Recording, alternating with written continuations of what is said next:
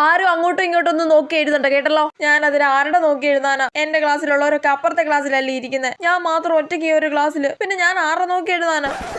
അവരെല്ലാരും ഇപ്പൊ അങ്ങോട്ടും ഇങ്ങോട്ടും നോക്കിയും ചോദിച്ചും ഒക്കെ എഴുതുന്നുണ്ടാവും. അമൃതയും കണ്ണാപ്പിയും ഒക്കെ ഇപ്പൊ പിങ്കീട് നോക്കി എഴുതി പാസ്സാവും. ഞാൻ മാത്രം ഒന്നും എഴുതാതെ ഇങ്ങനെ വായി നോക്കിയിരിക്കും. ആ കണ്ണാപ്പി എങ്ങനെ ഈ ക്ലാസ്സിലാക്കിയിട്ട് എന്നെ പിടിച്ച് അപ്പുറത്തെ ക്ലാസ്സിൽ ഇരുത്തി കൂടായിരുന്നോ?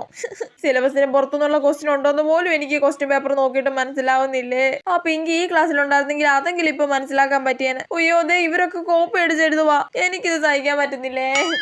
ആരും തിരികെ മറിയുകയോ ഒന്നും വേണ്ട കേട്ടല്ലോ. ആ അതെ മിസ് പറയുന്നത് കേട്ടില്ലേ, ആരും തിരികെ മറിയോ ഒന്നും വേണ്ട. എനിക്കോ കോപ്പി അടിക്കാൻ പറ്റുന്നില്ല, അതുകൊണ്ട് നിങ്ങൾ അങ്ങനെ കോപ്പി അടിച്ച് എഴുതണ്ടോ. അല്ല പിന്നെ ഇനി എക്സാം കഴിഞ്ഞ് പുറത്തിറങ്ങുമ്പോൾ അമൃതയുടെ കണ്ണാപ്പിയുടെ ലൂസിയുടെ ഒക്കെ മോത് സന്തോഷമായിരിക്കും. അയ്യോ അതെനിക്ക് സഹിക്കാൻ പറ്റുന്നില്ലേ.